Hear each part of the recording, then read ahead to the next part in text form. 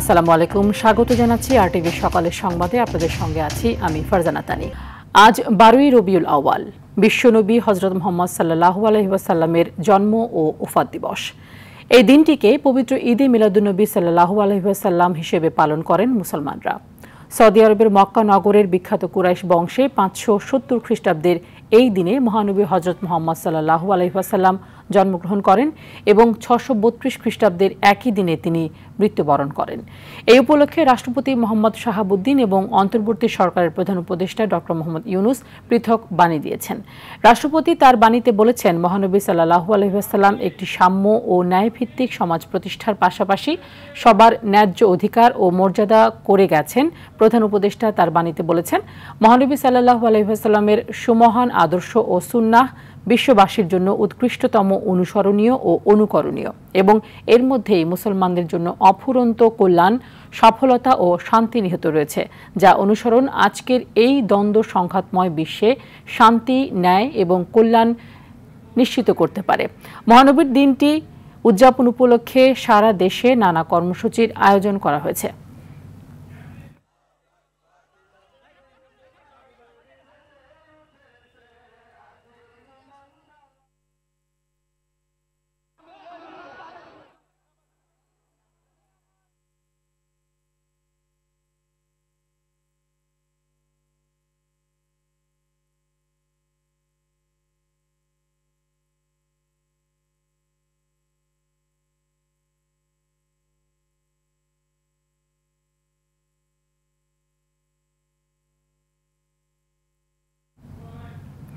রাজধানীর সোহরাওয়ার্দী উদ্যানে ঈদে মিলাদুন্নবীর অনুষ্ঠান থেকে সরাসরি যুক্ত হচ্ছেন সহকর্মী অরণ্য গফুর। অরণ্য, সোহরাওয়ার্দী উদ্যানে ঈদে মিলাদুন্নবীর অনুষ্ঠানে বক্তারা কি বলছেন?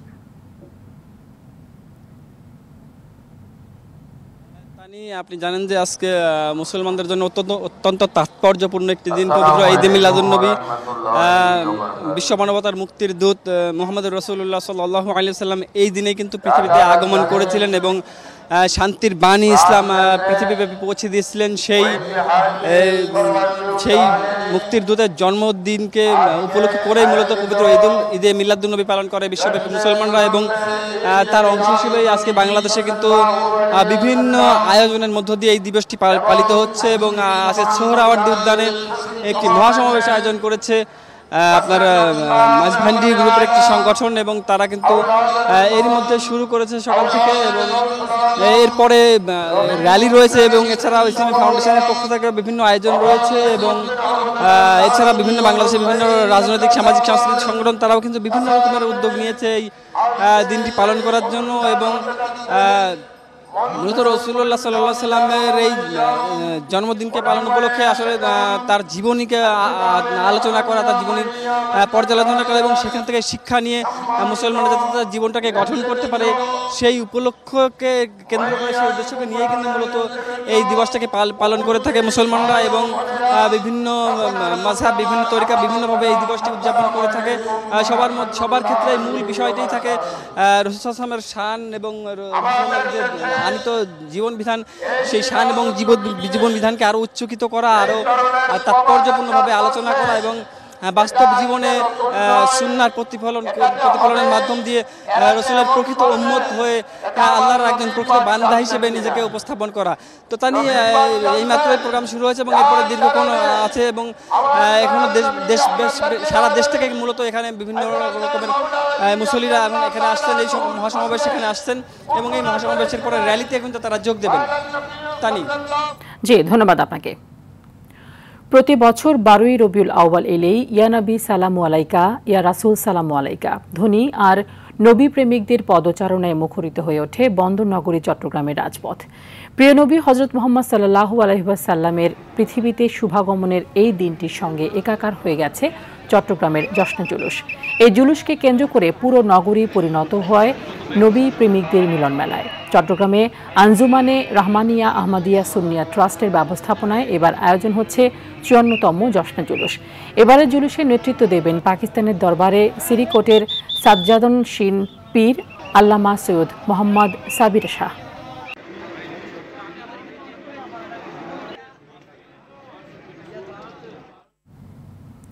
দেশের 18% মানুষ যে কোনো সময়ে গরিব হতে পারে। বিষয়টি আশ্চর্যজনক মনে হলেও বর্তমান অর্থনৈতিক অবস্থা সেই তথ্যই দিচ্ছে। বেসরকারি গবেষণা প্রতিষ্ঠান power and participation research centre PPRCর এক গবেষণায় উঠে এসেছে এমন তথ্য। এখন প্রতি 10 জনে একজন চরম দারিদ্র্যে ভুগছে। বিশেষজ্ঞরা বলছেন, মূল্যস্ফীতি ও রাজনৈতিক অস্থিরতা এখন অর্থনৈতিক অনিশ্চয়তার মূল কারণ। সাকিবুর রহমানের রিপোর্টে থাকছে বিস্তারিত। বিগত সরকারের অনিয়ম, দুর্নীতি আর দুঃশাসনে গেল কয়েক বছর ধরে মন্দাভাব দেশের অর্থনীতিতে, যার প্রভাবে বেড়েছে মূল্যস্ফীতি, কমেছে ক্রয় ক্ষমতা। এতে ক্রমাগত বাড়তে শুরু করেছে দারিদ্রতার হার। গবেষণায় উঠে আসে একটি পরিবার প্রতি মাসে তার আয়ের সবথেকে বেশি খরচ করে খাবারের পেছনে। মোট খরচের প্রায় 55% চলে যায় খাবার কেনায়। এমন বাস্তবতায় 2025 সালের শেষে দারিদ্রতার হার 23% ছুঁয়ে যেতে পারে এমন পূর্বাভাস ছিল বিশ্বব্যাংকের। তবে বছরের শেষ ভাগে এসে সেই পূর্বাভাস ছাড়িয়ে গেল। 3 বছরে দারিদ্রতার হার বেড়েছে 9.23%।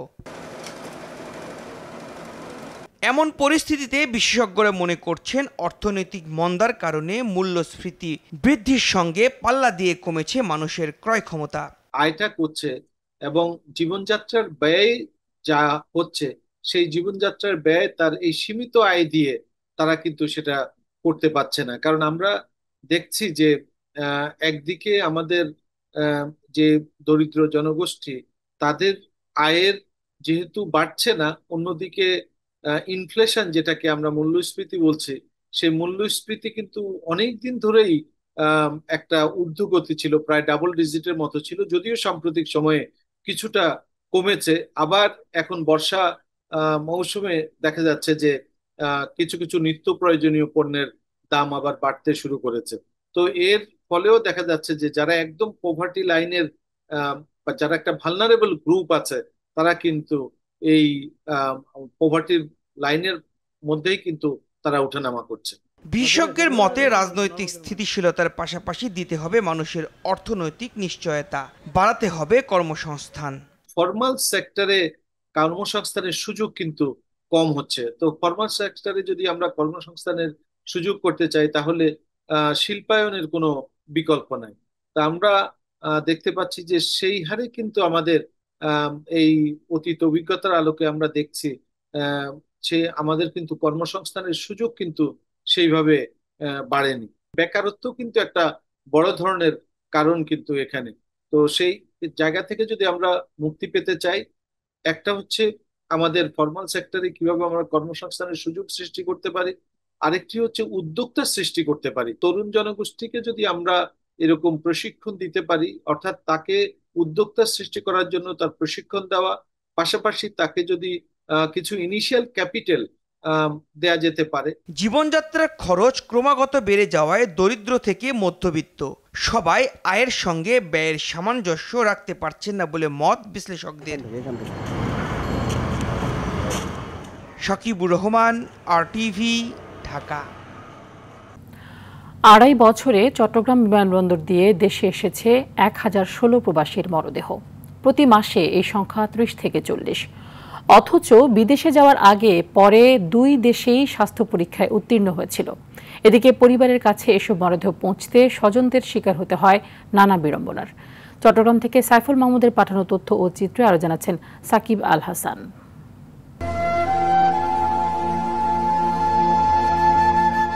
ঋণ নিয়ে কিংবা শেষ সম্বলটুকু বিক্রি করে স্বপ্ন নিয়ে বিদেশে যান যেসব শ্রমিক, স্বপ্ন পূরণ হওয়ার আগেই তাদের লাশ ফিরছে পরিবারের কাছে। অথচ প্রবাসী কর্মে যোগদানের আগে প্রত্যেকেই ছিলেন সুস্থ, উত্তীর্ণ হয়েছিলেন দেশ বিদেশের উভয় স্থানের মেডিকেল টেস্টে। চট্টগ্রাম জেলা কর্মসংস্থান ও জনশক্তি কার্যালয় বলছে, শুধু চট্টগ্রাম শাহ আমানত আন্তর্জাতিক বিমানবন্দর দিয়ে গত 2.5 বছরে দেশে এসেছে 1016 প্রবাসীর মরদেহ। এর মধ্যে চলতি বছরের জানুয়ারি থেকে জুন পর্যন্ত 6 মাসে দেশে এসেছে 190 মরদেহ। পরিসংখ্যান বলছে ২০২৪ সালে দেশে এসেছে ৪১৭ প্রবাসীর মরদেহ, যার মধ্যে জানুয়ারিতে ৪৩ জনের, ফেব্রুয়ারিতে ৩৪ জনের, মার্চে ৩৫ জনের, এপ্রিলে ৪০, মে ও জুনে ৩৪ জনের, জুলাইয়ে ৫২ জন, আগস্টে ২৬, সেপ্টেম্বর, অক্টোবর, নভেম্বর এবং ডিসেম্বরে এসেছে ৩৩, ৩০, ২২ ও ৩৪ জনের মরদেহ। এক একটি মরদেহ দেশে পাঠাতে বিমানে নিতে হয় ২ যাত্রীর টিকিট। মৃত্যুর পর মরদেহ রাখতে হয় হিমাগারে, এতে বাড়তে থাকে ব্যয়ের বোঝা। সমিতি আছে, সমিতি টাকা পয়সা তুলিয়ে ওদের কষ্ট করে পাঠায়, কি করবে, ওদের তো টাকা পয়সা নাই। এয়ারপোর্টে নামলে ৩৫,০০০ টাকা দেয়, আমি মনে করি আরেকটু বাড়াইলে ভালো হবে, সবার জিনিস ল্যাসটা যেন দাফন কামন করতে আরেকটু সহজ হয়। শ্রমিক ভিসায় যাওয়া ব্যক্তিদের মরদেহ পরিবহন ও দাফনের জন্য দেওয়া হয় ৩৫,০০০ টাকা। আমরা প্রত্যেক ডেডবডি বা পরিবারের কাছে আমরা ৩৫,০০০ টাকার চেক হস্তান্তর করে থাকি, যেটা দাফন এবং সৎকার করার জন্য। এর পরবর্তীতে হচ্ছে যে আরও আমাদের ওয়েলফেয়ার থেকে আমাদের ৩ লক্ষ টাকা পর্যন্ত সেটা পাওয়া যায়, সেটা হচ্ছে পরবর্তী। প্রবাসে যেসব বৈধ শ্রমিক মারা যান তাদের মরদেহ দেশে পৌঁছাতে সময় লাগে সপ্তাহ থেকে মাস, আর যাদের কাগজপত্র ঠিক নেই তাদের ভোগান্তির শেষ নেই। বিনা খরচে ও দ্রুততম সময়ে মরদেহ ফেরত পাঠানো হলে অন্তত শোকার্ত মুহূর্তে কমবে স্বজনদের ভোগান্তি। সাকিব আল হাসান, RTV। ডাকসু নির্বাচনের প্রচার শেষ হচ্ছে কাল। শেষ সময়ে ভোটারদের মন জয় করতে বিরামহীনভাবে ছুটছেন প্রার্থীরা। শেষ মুহূর্তে এসেও থেমে নেই প্রার্থীদের পাল্টাপাল্টি অভিযোগ। জিএস প্রার্থী বাকের মজুমদারকে সমর্থন জানিয়ে ভোটের মাঠ থেকে সরে দাঁড়ালেন মাহিন সরকার। আরও জানাচ্ছেন রাকিব হাসান।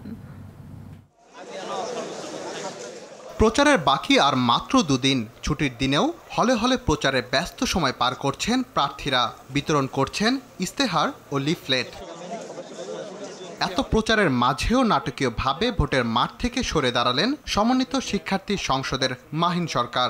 মধুর ক্যান্টিনে দুপুর 12টার দিকে এক সংবাদ সম্মেলনে এ ঘোষণা দেন তিনি। আমি আমার সমর্থন আবু বাকের মজুমদারের প্রতি ব্যক্ত করছি। সকলের প্রতি আহ্বান জানাচ্ছি, আবু বাকের মজুমদারকে আপনারা জিএস পদে নির্বাচিত করুন। এদিকে ছাত্র দল ও ছাত্র শিবিরের প্যানেলের প্রার্থীরা আচরণবিধি লঙ্ঘন করছেন বলে অভিযোগ ছাত্র অধিকার পরিষদের মনোনীত প্যানেল ডাকসু ফর চেঞ্জের ভিপি প্রার্থী বিনিয়ামিন মোল্লার। তো নিয়ম ভঙ্গের ছড়াছড়ি, কারোর জন্য একদিন বাড়িয়ে দেওয়া হয়, কেউ ফেস্টুন টানা সেটা তুলতে পারে না, একদিন সময় লাগে। আবার লাইব্রেরিতে গিয়ে প্রচারণা করে, আবার বুক ফুলিয়ে বলে যে লাইব্রেরিতে প্রচারণা করা নাকি নিয়ম ভঙ্গ না। মহসিন হলে প্রচার চালান ছাত্রদলের ভিপি প্রার্থী। নির্বাচনের আগে ম্যাসিভ আকারে সামাজিক যোগাযোগ মাধ্যমে প্রোপাগান্ডা চালানোর পরিকল্পনা চলছে বলে অভিযোগ তার। যে প্রার্থীগুলোকে রাজনৈতিকভাবে মোকাবেলা করতে ব্যর্থ হয়ে এই অপপ্রচারে একটা গোষ্ঠী নেমেছে, সো সেইটা নিয়ে বিশ্ববিদ্যালয় বা নির্বাচন কমিশনের কাছে আমরা গিয়েছি, জানিয়েছি, কিন্তু তারা এখনো পর্যন্ত এই জায়গাটাতে মোটামুটি ভালোভাবে ব্যর্থতার প্রমাণ দিয়েছে। সূর্য সেন হলে প্রচার চালান শিবিরের ভিপি প্রার্থী। এ সময় তিনি জানান, বিশ্ববিদ্যালয় প্রশাসনকে অনেক অভিযোগ দেওয়া হলেও তারা আমলে নেয়নি। আমি সবাইকে অনুরোধ করব, এই ডাকসু নির্বাচনে আমাদের সবাইকে দায়িত্বশীল আচরণ করা দরকার এবং এর মাধ্যমে আমাদের সারা বাংলাদেশকে একটা চমৎকার বার্তা দেওয়া দরকার। শিক্ষার্থীদের দৌড় করে ভোট কেন্দ্রে নিয়ে যাওয়ার জন্য, ভোটকে উদযাপন করার জন্য, সুষ্ঠু করার জন্য, লেভেল প্লেইং ফিল্ডটা নিশ্চিত করার জন্য যত রকম কার্যক্রম করা দরকার আপনারা সেগুলো হাতে নেন, আমরা এতটুকু আহ্বান জানাচ্ছি। অন্যদিকে নির্বাচন সুষ্ঠু করতে বেশ কিছু নির্দেশনা দিয়েছে বিশ্ববিদ্যালয় প্রশাসন। 8 সেপ্টেম্বর রাত 8টা থেকে 10 সেপ্টেম্বর সকাল 6টা পর্যন্ত বিশ্ববিদ্যালয়ের 7টি প্রবেশপথ সর্বসাধারণের জন্য বন্ধ রাখা হবে। সেই সঙ্গে শিক্ষার্থীদের যাতায়াতের সুবিধার্থে অতিরিক্ত একটি আপ ও একটি ডাউন ট্রিপ সংযোগ করা হবে রুটগুলোতে। রাকিব হাসান, RTV, ঢাকা। ডাকসু নির্বাচনের প্রচারের সুযোগ আছে আর মাত্র 3 দিন। শেষ মুহূর্তে প্রার্থীরা ছুটছেন ভোটারের দ্বারে দ্বারে, দিচ্ছেন নানা প্রতিশ্রুতি। ছাত্রদল তাদের নির্বাচনী ইশতেহার ঘোষণা করবেন আজ। এদিকে ভোটাররা বলছেন, দীর্ঘদিনের পরিবহন সমস্যা, সেশন জট সহ নানা সমস্যা দূরীকরণে যারা কাজ করবেন তারাই শিক্ষার্থীদের পছন্দের প্রার্থীর তালিকায় শীর্ষে থাকবেন। শিক্ষার্থী বান্ধব নেতৃত্বই বেছে নেওয়ার কথা জানান তারা। তবে এর মধ্যে অভিযোগ উঠেছে, নারী প্রার্থীরা সাইবার বুলিংয়ের শিকার হচ্ছেন। প্রশাসন বলছে সাইবার বুলিং প্রতিরোধে কাজ করছে তারা।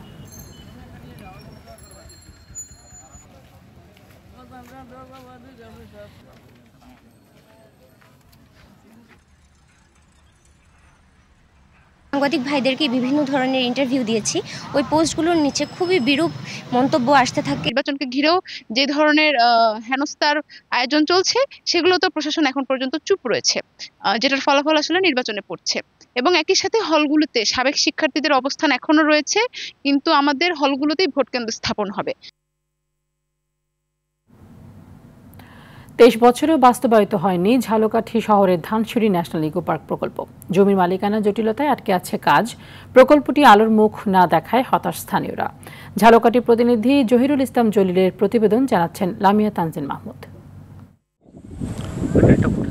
কাপখান, ধানসিঁড়ি, সুগন্ধা ও বিষখালী ঝালকাঠির এ 4 নদীর মোহনায় 2002 সালে জেগে ওঠা চরের 55 একর খাস জমিতে প্রস্তাব করা হয় ইকো পার্ক স্থাপনের। বাস্তবায়নের দায়িত্ব বন বিভাগের।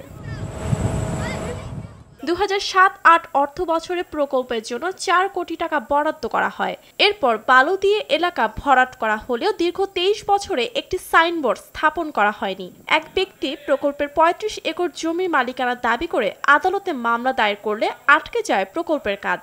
আমাদের বিগত মেয়র এবং তার পুত্র মনিরুল ইসলাম তালুকদার এটিকে দখল করার জন্য একটি জালিয়াতি কাগজপত্র তৈরি করে, যে কাগজপত্র আদালতের মাধ্যমে বৈধতা দিয়া যোগাযোগী রায়ের মাধ্যমে এটি কুক্ষিগত করার চেষ্টা করে। জায়গাটিতে নান্দনিক প্রাকৃতিক পরিবেশ থাকার কথা থাকলেও এখন ময়লা আবর্জনা ফেলে দূষণ করছে পরিবেশ।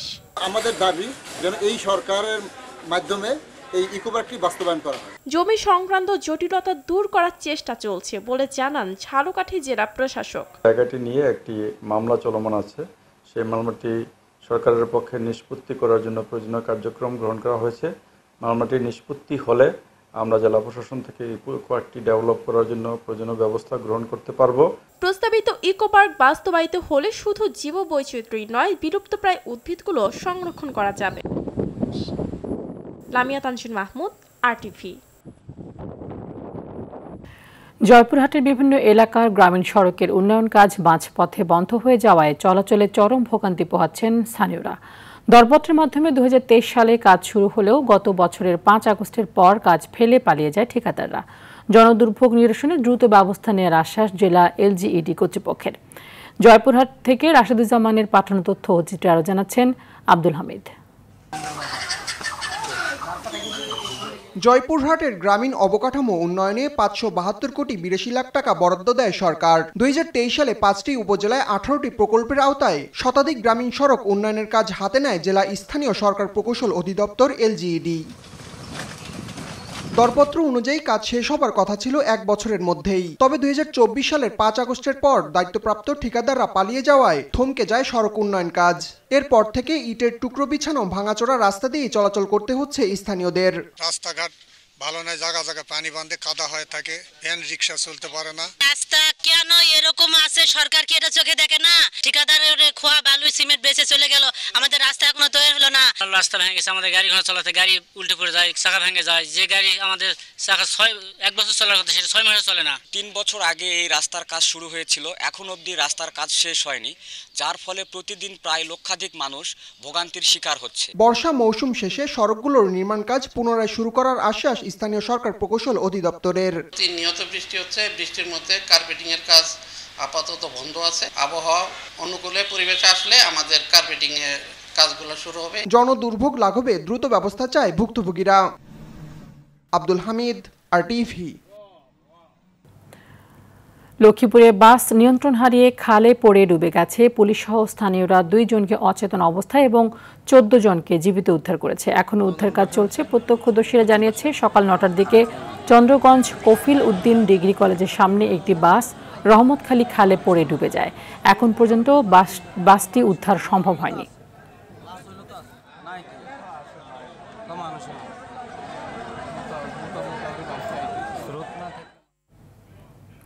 এ বিষয়ে আরো জানাতে লক্ষ্মীপুর থেকে সরাসরি যুক্ত হচ্ছেন সহকর্মী পলাশ সাহা। পলাশ, ঠিক কিভাবে এই দুর্ঘটনাটি ঘটলো এবং হতাহত যারা রয়েছেন তাদের সম্পর্কে কি তথ্য রয়েছে আপনার কাছে?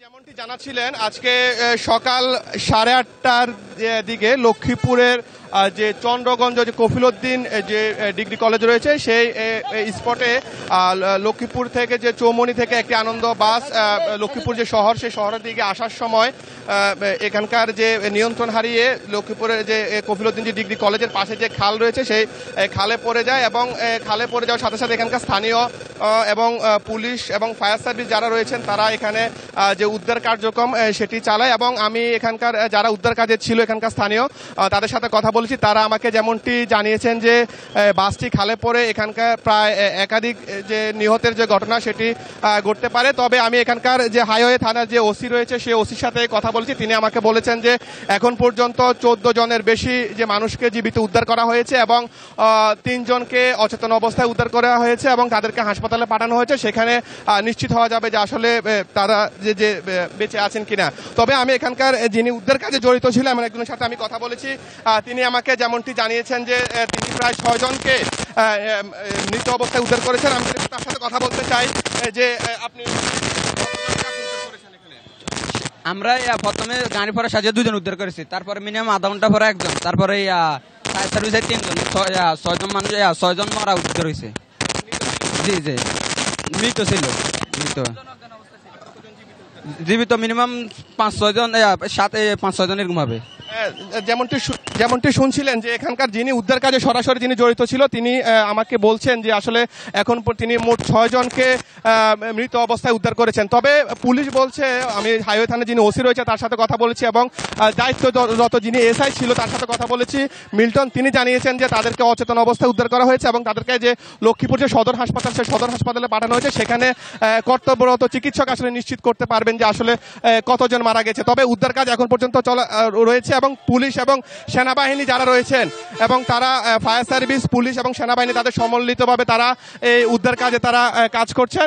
এবং থানার এর কিছুদিন আগেও কিন্তু লক্ষ্মীপুরে এই খালের যে পানিতে নিয়ন্ত্রণ হারিয়ে একটি মাইক্রোবাস করে 7 জন যে মারা যাওয়ার যে ঘটনা সেটি ঘটেছে এবং আজকে সেই একই ঘটনার যে পুনরাবৃত্তি সেটিও ঘটেছে এবং এতে করে এখানকার স্থানীয় যারা রয়েছেন তারা যে নিরাপদ যে শহর সেটি তারা দাবি জানিয়েছেন। তানি, ধন্যবাদ আপনাকে।